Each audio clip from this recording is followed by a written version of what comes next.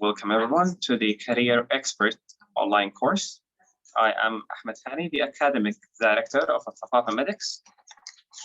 We are, on behalf of Al-Thaqafa, we are pleased to have you today with us.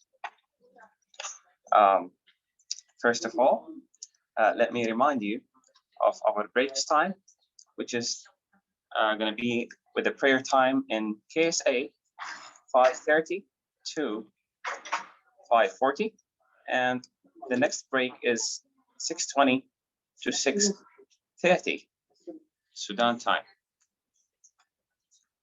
Please keep your phones muted at all times during the meeting.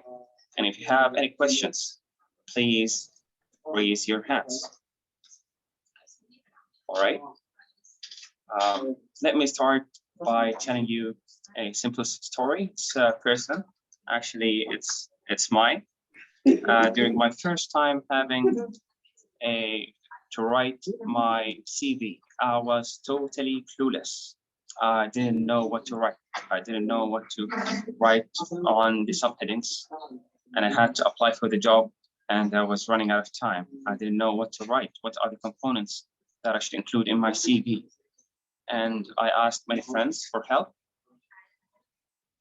And alhamdulillah, a lot of them helped me.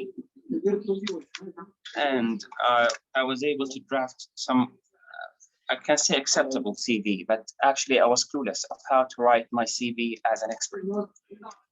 Then I had to face another challenge, which was the interview. And I was totally, again, clueless about what to include or what to say and what not to say in my interview. Alhamdulillah, I did great and I got the job at the end. So hopefully, and actually I promise you, you will learn a lot and you will get a lot, and you will get out of this course as an expert on how to write your CV, how to perform well on your interviews and other skills. I would love to welcome our speaker today, Professor Imad Hassan, a consultant internist and the chairman of Al-Thaqafa Medics Academic Center. He is a graduate of University of Khartoum, did his MD in London, and is a fellow of the Royal College of Physicians, Ireland, and the fellow of American College of Physicians.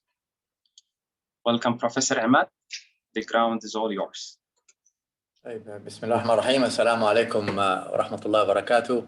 ألف شكر يا دكتور أحمد هاني على for the introduction, and welcome all really to I'm sure it will be very enjoyable and a rich experience. You will never regret actually attending this this workshop actually, or this talk.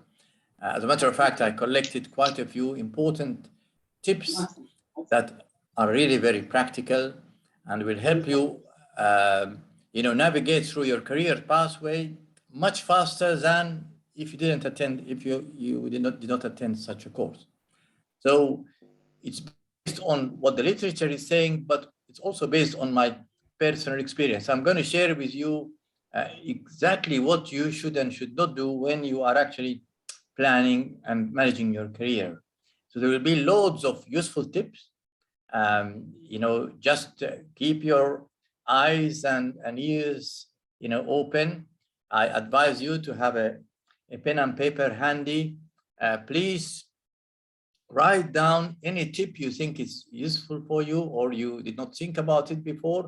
Plus also write down any question you want to have or you want to ask me about. Because of the time and we have quite a few presentations, what I'm going to do is I'll leave all questions to the end. So we'll finish all the presentations, and by all means, just write down your questions so that I actually, answer them at the end. That actually makes the whole session very much more efficient, and we can actually ride through it or very, very smoothly. Right. So again, reassure you that you're not going to regret attending this talk. Because it's actually a rich talk, and I'm sure that all of you will need it. So we will start our first presentation. Bismillah مرة ثانية. Right. I'll start first sharing the screen.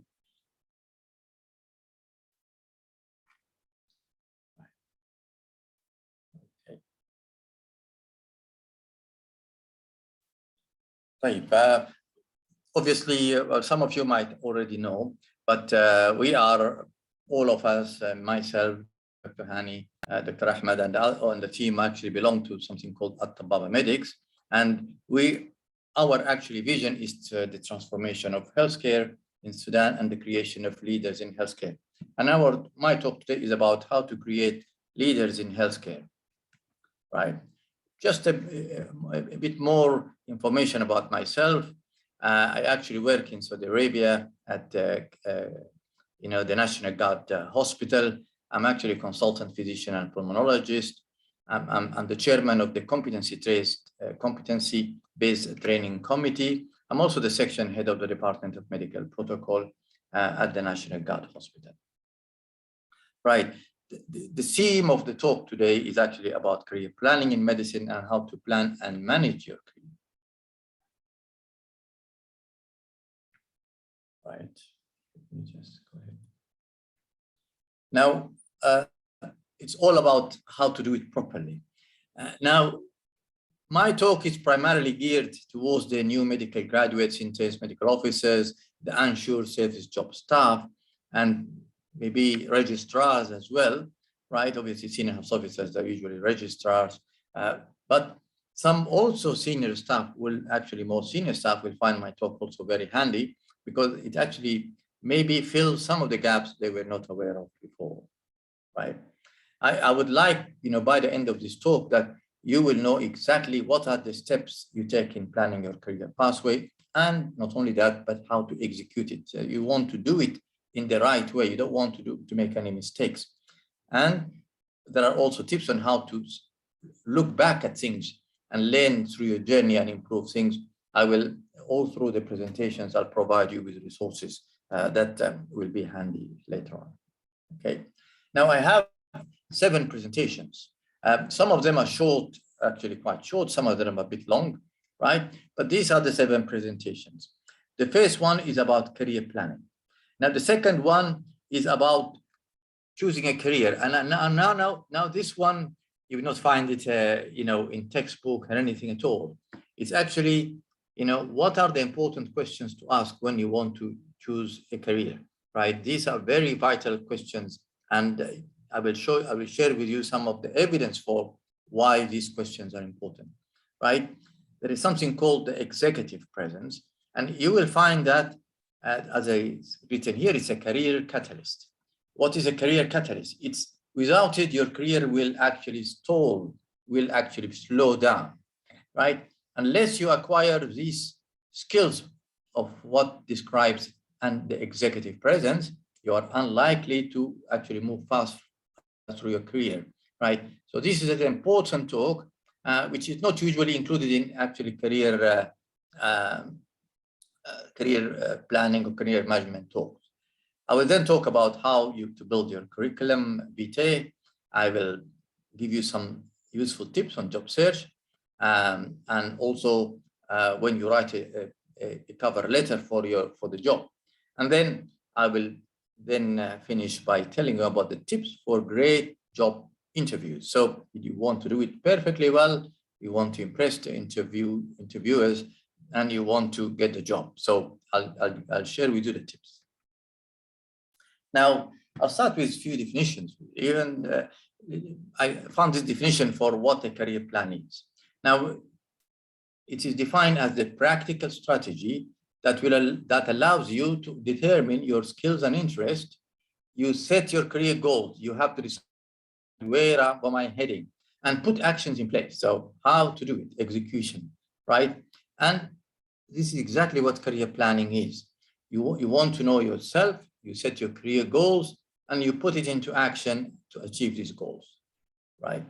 Now, in its simplest form, you go to the medical school, become a junior doctor, enter specialty training and become a consultant, right? And this specialty training is called board in some countries, specialty training in the UK, but in general, this is exactly what happens. Now, this usually takes on average about 8 years, right? From graduating to becoming a consultant, but it can be as long as 15 years, right?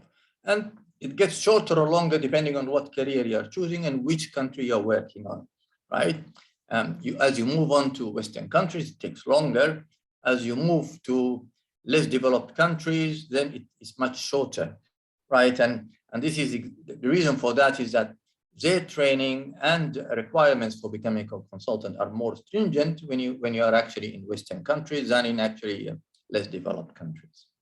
Now, these are the steps you will go through when you are actually planning your career. The first step is actually self-assessment.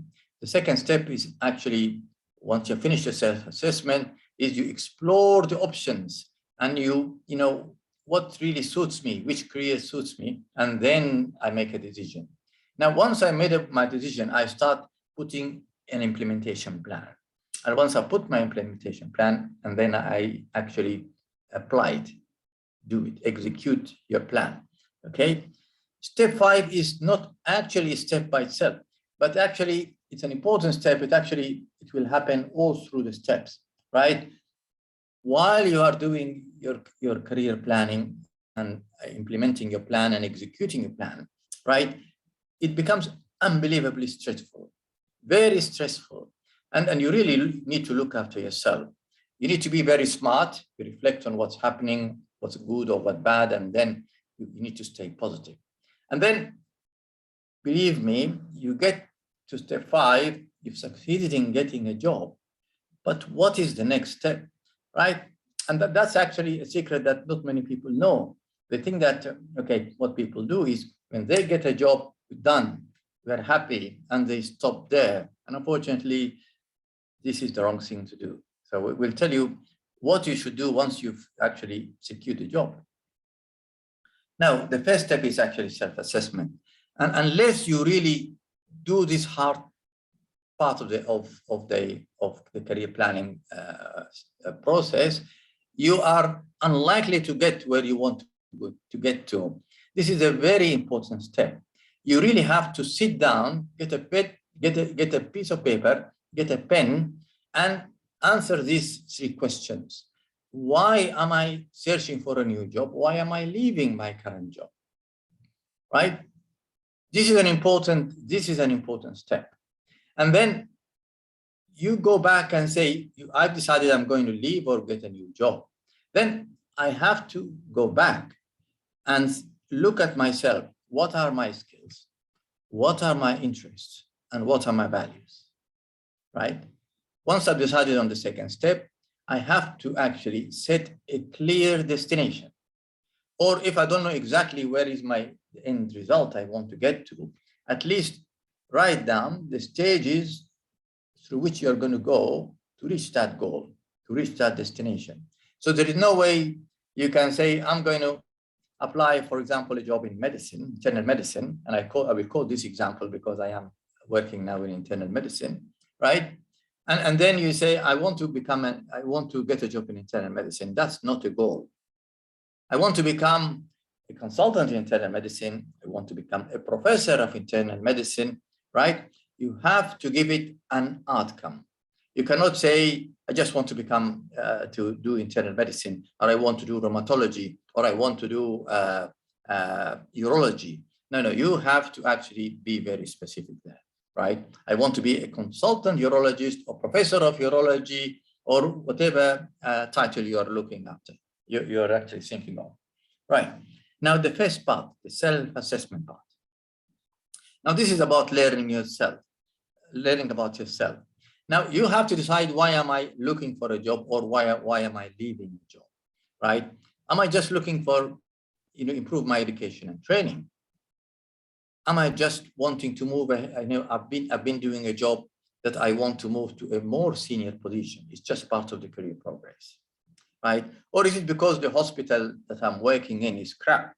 It's not good enough. I want to go to a better work, to have better working conditions, right? Many people, as usual in Sudan, for example, it's just, the reason is none of the above. It's just they want a better socioeconomic prospect. They want more money, right? They might be thinking of their children. They want them to be educated. They want a better housing, better roads, better hospitals, so a better standard of living. Some people will be so much research-minded, they say, okay, I want to go and do a research job, right? After all, some people also say, well, this job I'm doing is so busy that the work-life balance is horrible. I'm just working all day and night, so I want a better place. Now, these are the 6 common reasons why people choose to look for another job or leave their look for a job or leave their current job. But there are some people who are much, much smarter at this day and age. None of these is the major reason. And you will be surprised about what is usually the seventh reason, which I actually advocate, right? Especially for healthcare providers in, for example, in Sudan or other countries like Sudan, right? There is another very important reason. And if people don't think about it, they are unlikely to do this thing properly. Now, and what's that? What is that? That is having another passport, right? If I'm being given the chance, the choice of either going to, for example, a Gulf state or going to a country which will give me a new passport, I would certainly go to a new country which will give me a passport, right? Gulf states, in general, don't actually offer you their passports, right?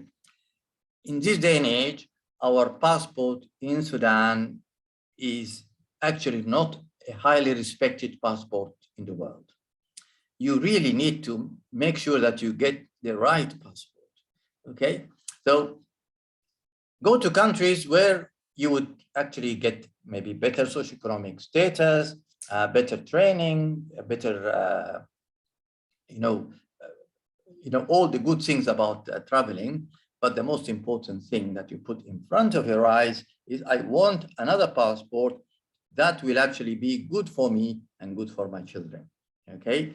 So you have to think about it very practically, okay? If you want to go, if I have the choice between going to a country that I get money there, but no passport, and get to another country that I can also get some money there, but at least I will get a passport as well, right?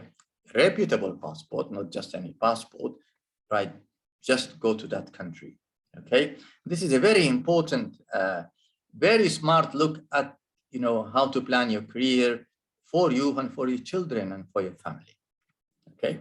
Now, these are the important things, when you look at yourself, I want, you really need to look at what are my soft and hard skills, how is my personality, what are my values, what are my educational and training needs, what are my salary needs, right? What are my interests? I really need to look at all these. That's why looking at yourself before starting your career planning is very important, okay? Right, you have to know yourself and determine your skills, interests, and values. Now, what are the skills that I currently have now that will help me get the job I want in the future, right? If I thought I want to become an internist, right? Or I want to maybe go for surgery, am I more, more like a manual personality, right? Or somebody who the cognitive personality, right? I want to just think, okay? I'm a thinker, right? I'm not good in using my hands, okay? So you really need to look at what are your current skills? What are your interests? Am I interested in clinical medicine, in research, in teaching, quality improvement, informatics, whatever? You have to find out what are your interests, right? What are the things which will really make me tick? Am I after the money or after the work-life balance, right? I like human interaction or not.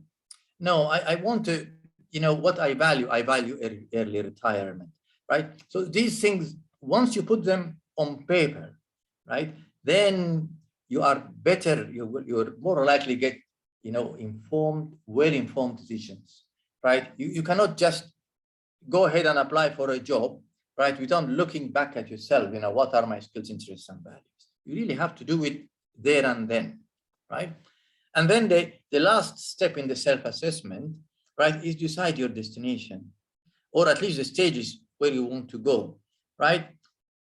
We teach this in our courses in leadership courses in Tababa Medics. And we tell people you have to be outcome focused. Okay, what is my end result, right? You don't say I'm going to learn about internal medicine. I want to get what? I don't want to, get trained in evidence-based medicine. I want to become an expert in evidence-based medicine. You really have to be outcome focused. And if you decide on an outcome, you have to also be smart, right? You don't just leave it and you say, I'll do that. I want that outcome, but don't have an idea on how long it takes, or at least work on getting how long it takes, right? I was speaking to a friend of mine just recently in an interview, right? And I asked actually the question about what do you want to do in your career, right? And he said, I want to do this and I want to do this, but there was no actual outcome, right? But I told him at the end of the interview, you should work to become a professor of medicine within the next 5 years, okay? Now, if you set a time and an outcome, right, you will find a way to achieve it. We always say, don't think of the how, think of the what you want, and the how comes along, the process of how to do it comes along, right? And there is a bit of wisdom there, right? If you don't know where you are going to, it doesn't matter which route you take, right? Now, I don't know where I want to do, what I want to do in my life, what is the career plan, what is the final outcome. So you just do whatever, just do any job. It doesn't matter because you don't know where you want to go, right? The second step is actually you need to explore your career and make a decision, right? And this needs a lot of work and brainstorming, right? You have to do it in the proper way. Right? Now, there are various tips on how to do the career exploration and decision making, right? The first thing is research it. And you can research it. There are so many resources where you can actually research. One of the best ones is actually this, which I found in the NHS, the healthcare careers. Now, you can go there and have all the information you need about every possible job in medicine you can think of, okay? And it tells you about, what are the ins and outs of the job, what is the proper salary, what are the future prospects, and so forth. You need to search it properly. You can visit society websites and they tell you about, I'm interested in obstetrics. I go to the society's obstetric websites, society's websites, and I go there and I actually look at what they're telling about their job prospects, the salaries, and I'll actually even find in their websites, some advertisement about jobs, right? Obviously, use the internet. You can go to job fairs and conferences. If you can go to job fairs and conferences, then you will meet other people and you can actually know more about other jobs. Okay. Now, by all means, speak to your colleagues and professionals. You're in a hospital, there are more senior people, you're interested in internal medicine, speak to a consultant in internal medicine, right? You can even PubMed some of the experts in internal medicine, people who are actually known in internal medicine, right, with their publications or so forth. Obviously, one simple thing is you see a career counselor. Unfortunately, in Sudan, this is not a common thing. But if you go to, for example, here in Saudi Arabia, there are career counselors in the UK, in the Western world, there are lots of career counselors. Talk to your friends and family. As you are doing all these, you're searching, attending a conference, right? Visited the society websites, you attended a job fair. We don't have these job fairs in Sudan, but in Saudi Arabia, here in Riyadh, they have these job fairs, okay? And then you are speaking to colleagues and career counselors and friends and family. You have to make a list of your preferred jobs and the employers that you will maybe later on contact, right? Now, this is the website for in the NHS, and you can actually you have any question about, if you have any question about the medical careers and so forth, right? And they have all the list of the whatever things, medical jobs are about. And they give you all the details about, for example, this is about acute internal medicine, and it tells you about, what you will be doing, how much you're going to earn per year. As a starter, for example, 29,000 to 34,000 per year, right? And how the salary would increase to become 40,000 or even 114,000, right, per year. So that website actually is one of the best websites to tell you in details about the job you probably would, or of the career you want to get into. Right. This is also from the same website, but this is more for allied healthcare providers, and they have actually 50 questions, right? And this is actually like an online decision aid, and you put your qualifications, and they ask you 50 questions. Do you like manual work? Do you like this? Do you like to work at night? Do you like to work in the morning? And actually it tells you at the end of the day what are the possible career options you have. The third step is actually implementation. So you want to plan and you want to put an implementation plan. Okay, I want to do it now. I've decided I want to do internal medicine, or I want to do cardiology, right? You want to do put an implementation plan. And these are the 3 steps. Okay, I decided to become an internist, right? So I'll start searching for an internist job, right? The internist job might be a registrar job or a consultant job. So I will look for, for exactly the grade I'm actually trying to get. Important thing to do is networking, right? You have to build a big network. Now, if you don't build a big network, it's going to delay you a lot. You really have to find out a big network. Why? Many jobs come through networking, not through, applying online. Networking is an important element. You can search on the net, websites, you search in websites and so forth, but the most important part is networking. And I'll give you the tips on how to actually be an efficient networker, okay? Once you have done the searching and the networking and you made up your mind, okay, I want to apply for internal medicine job, right? You have to prepare, right? Develop your skills as that are called the executive presence skills, and I'll tell you more about it. If you don't have a professional email, get a professional email. Don't use a crap name in an email. You have to use a professional name in your email, right? If you don't have a LinkedIn page, go ahead and put a LinkedIn page. Your LinkedIn page is not about just telling about yourself. If you have presentations, if you have anything nice, right, eye-catching, anything you have done that's actually eye-catching, or you have done a research or anything, put it there, and the same thing you can do it if you don't have if you can do it, you can actually have a ResearchGate page, the ResearchGate page where people put the research, right? So by all means, go ahead, start your LinkedIn page, start your ResearchGate page. Make sure you have your internet etiquette.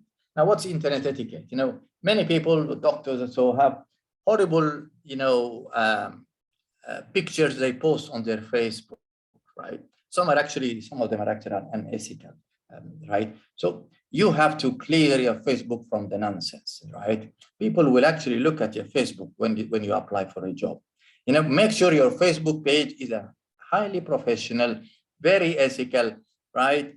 Don't put photos that are actually, you are actually dancing with a, Islamic culture, dancing with a naked lady or whatever, right? Or half-naked lady, right? So, or you're drinking alcohol there. If you're applying for a job in a Muslim country, right? You don't want these things to be there in your Facebook. Build your curriculum vitae, prepare your covering letters, and then train and practice interview skills, right? You can go training, you can go to a training workshop, or just online, just train yourself and know exactly how to do when you go for an interview. And I'll tell you some tips when we get there, right? Right, some networking tips. Now I'm a bit more focused on networking tips because this is one thing which I myself did not realize its importance, and I didn't do it properly. So I want people really to do it properly. They really have to network properly, right? Without networking, your career might actually be in jeopardy. Just a few days ago, I actually met an orthopedic surgeon. Now, he doesn't need replacements, right? But he actually traveled all the way to Canada to meet and talk to by one of the pioneers of knee replacement, right? And for him, I'm sure if he actually secured a job now, a senior job here in Saudi Arabia, and he will write it up in his CV that I have actually went and worked maybe even just for a week or two with this what you call pioneer, right? Adds a lot to the CV, and it's actually an important networking thing, right? And you have to do it all the time. Right. Now, something called informational interviews. So you are building a network now. What is information interviews? These are actually, you just go and visit whoever are seniors in the specialty of your choice, right? You just go and visit them. You ring them and tell them, I want to come to you. You can ring their secretaries and tell them, I am so-and-so, and I want to come and meet you, and I want to talk to you about some career issues, right? Most physicians actually, most doctors actually, if they will be willing to help their colleagues. So information interviews is about just people you don't know. You just go and talk to them about the profession, the specialty you're doing, and get their advice, right? And at the end of the day, they have seen you, and you might go there and leave your, if you liked it, you leave your CV with them and contact numbers, just in case if they have jobs or future jobs come in the future, new jobs come in the future. Speak to your fellow professionals, right? You're working for example, in Khartoum, and you're working in Bahrain Hospital, right? And you felt there is a new hospital and in Khartoum, and you want to go and work there. So speak your fellow professionals if you know them in that other hospital, right? Some actually do this cold call. Cold call means that you just call people on the phone, right? You speak over the phone. Instead of going all the way to see them, you just speak on the phone, right?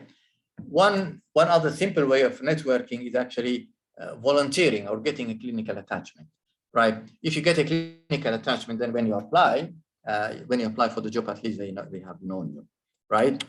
You can shadow a professional if they don't give you an attachment. Just tell them I'll once or twice a week I'll come and shadow you in your wardrobe, okay? And consider doing a locum, another way of actually knowing, especially if you do a locum in the place where you want to apply, and as they call it, you get your foot in the door of a good organization. They might never call you for an interview, but at least if you do a locum there, and then you force them to know you, right? So you try before you buy.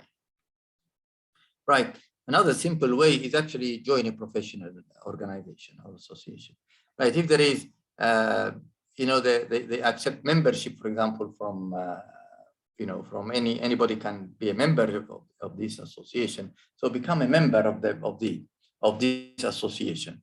And then once you become a member, maybe you pay a bit of money, right? Then you know exactly what are the movers and shakers. Movers and shakers in your field means that the ones who actually the ones really having all the roles, important activities in the society or in the association, right? And then you can actually, this can help you also get connected to these professional people, right? You might be able to get to their professional development activities, their conferences, right? You might be able to access some member information and visit them, okay? So many associations actually have job listings. They also help with help you build your resume, or resume is another name for CV. They have their local chapters. When they have meetings, you can go and meet them. And therefore you end up increasing your actually circle, your network. And this helps a lot in finding future jobs, okay? As a matter of fact, when I was reading in the literature, many doctors now actually visit the societies or professional bodies websites to find the job or the job listings. Okay, you can obviously use a career center, and sometimes when you use a career center, they make you pay.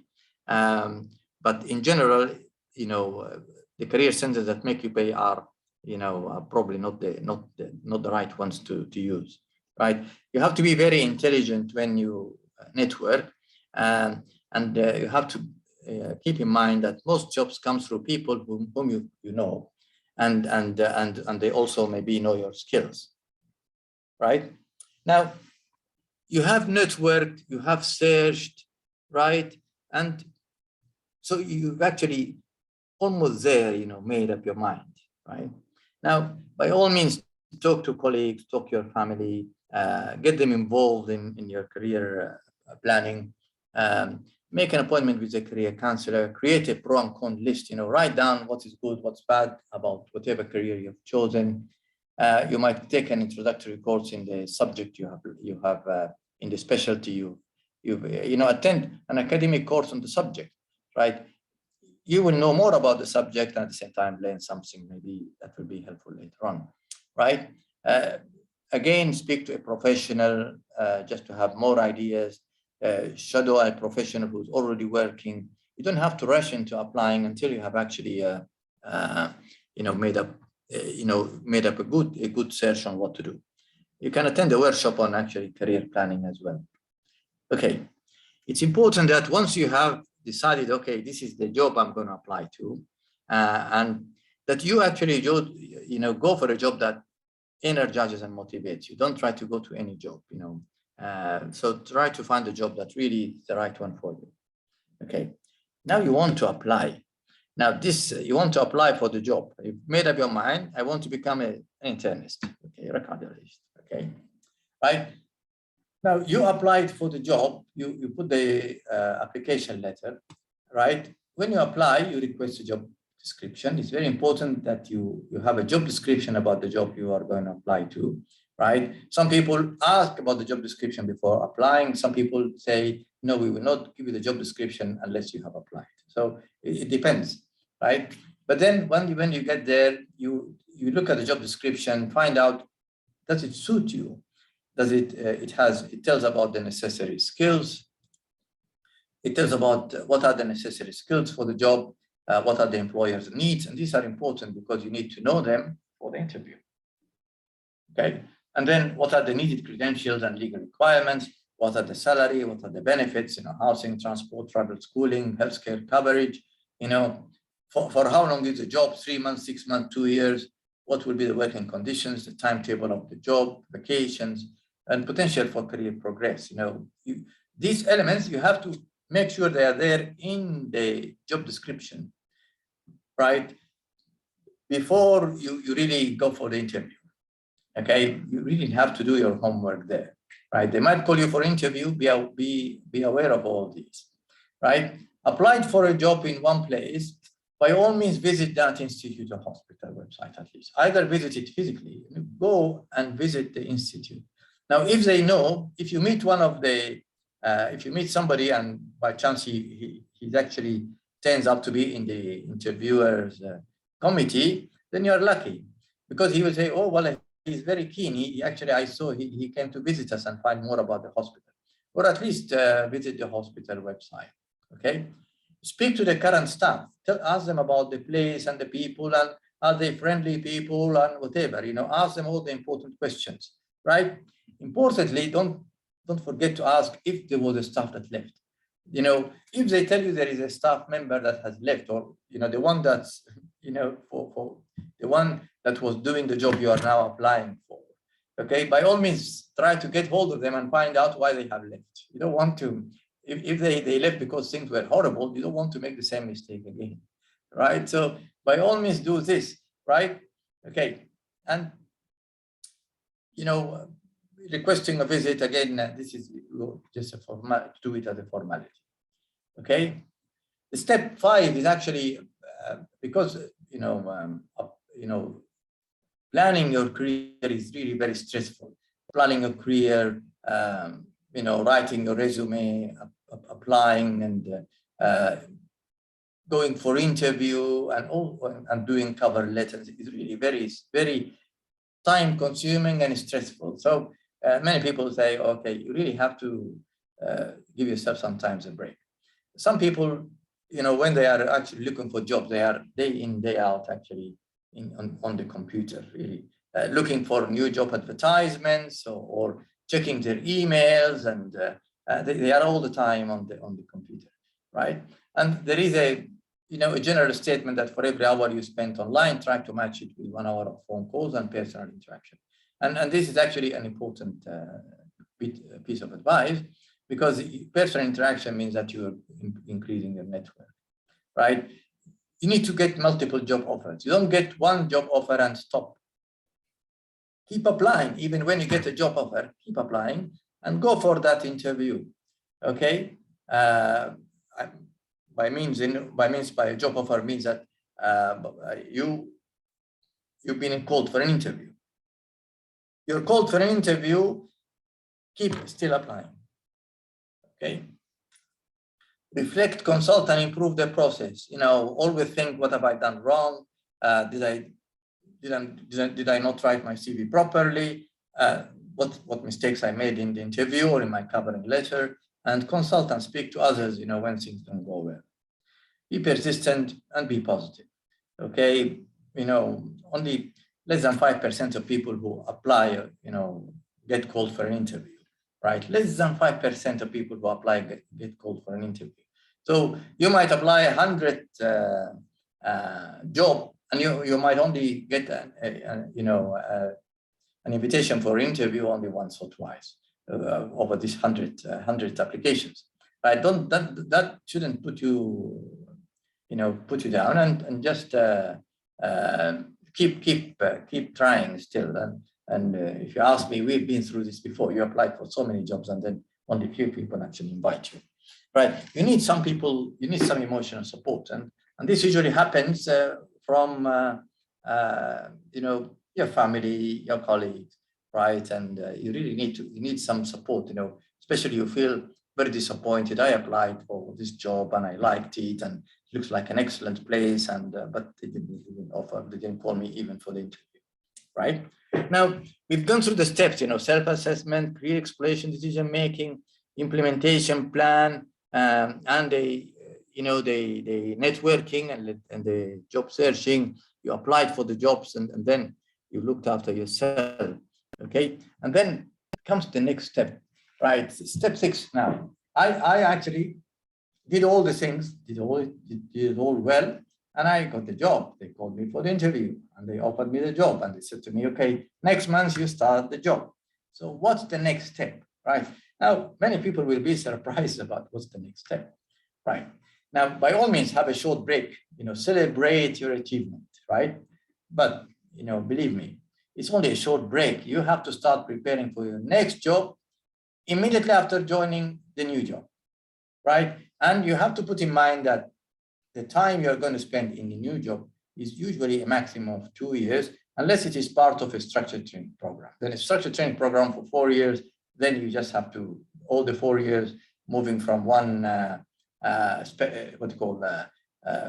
fulfilling your training program requirements, right? But if it's not a training program job, your maximum is 2 years, right? Unless obviously you become like a consultant and you are actually settled down and you like the place and you're not in the mood of moving, you're happy with everything there, right? But in general, for people who are like registrars, doing non-training jobs, right? Non-training jobs, non-senior jobs, right? The maximum is 2 years, because this is the time you will acquire all what is there that can be acquired or learned in a job.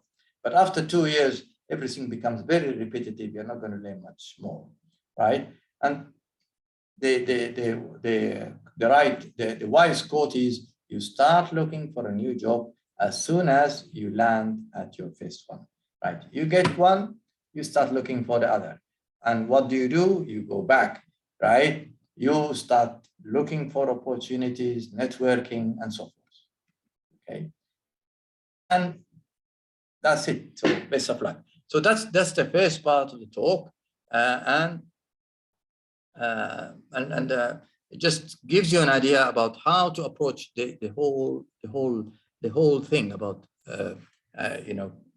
planning your career. Okay, so I'll stop here now. I'll stop the recording. I don't know whether Ahmed is there to stop the recording.